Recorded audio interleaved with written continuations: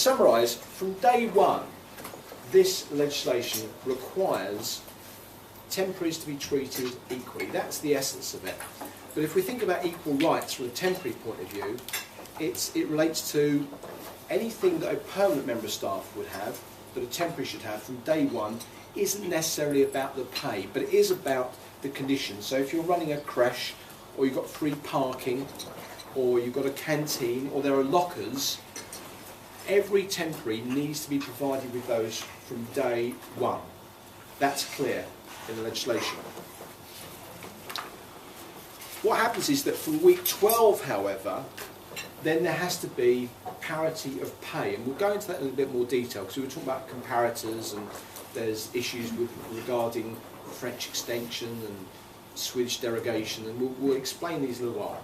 But essentially, from week 12, pay, holidays, any performance-related bonuses or commissions must be provided to the temporary worker.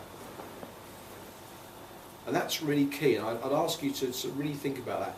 Every temporary from week 12 must be on equal pay, holidays, any bonuses, as if they were a member of the permanent team.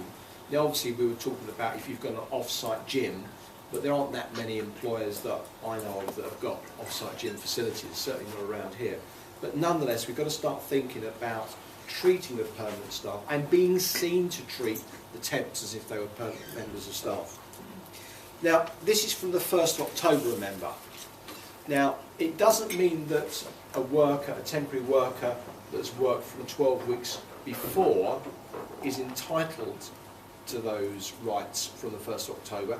It means that from the 1st of October, we start from zero.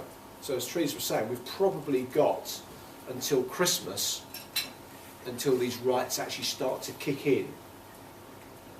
But best practice is starting to think about it now and starting to put down any procedures or systems. And I know I've got people here that we compete against, but we're all about best practice and umbrella companies. It's about communicating with your clients and employers. If you're using agency staff, it's not unreasonable to expect the agencies to be requiring a lot more information from you about the conditions of employment, pay, and the resources you provide to your permanent members of staff. When we talk about 12 weeks, we were talking about it not necessarily being a full 12-week period. So for those of us that have got people that are working maybe 1 week for one company for 1 day and then 1 day for another company with another organisation, you might find that actually just having had Fred working for a company every Monday for 12 weeks gives him that entitlement. So please don't think this is just about full-time temporary or full-time agency workers. It's about somebody that works for that organisation for a period of 12 weeks, albeit not necessarily 5 days. And in fact, when you look at the legislation, it talks about 12 pay slips.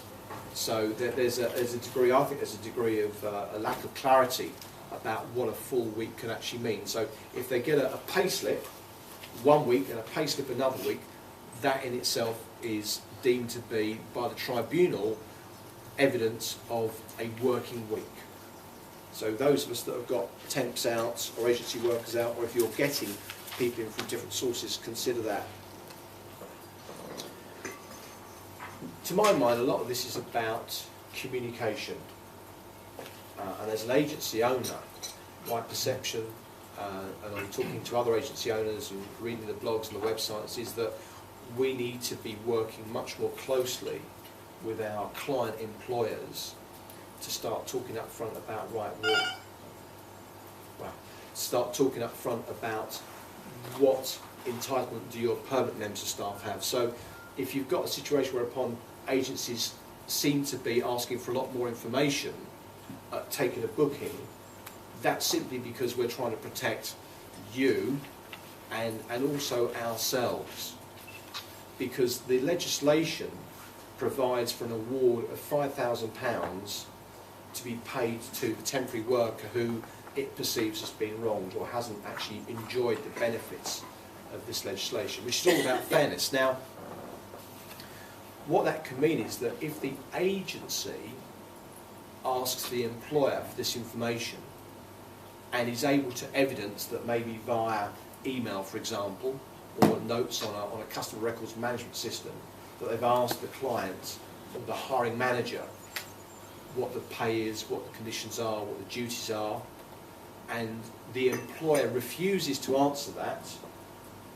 well then the agency or the introducer is not going to be clobbered. The onus will then be purely upon that of the employer.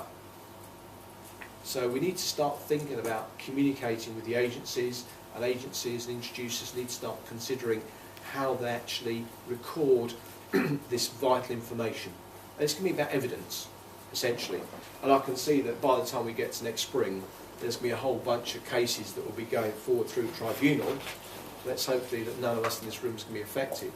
But whereupon people will be going into court with reams and reams of copies of emails and so forth, just to show that they've hopefully tried to pursue best practice in this arena.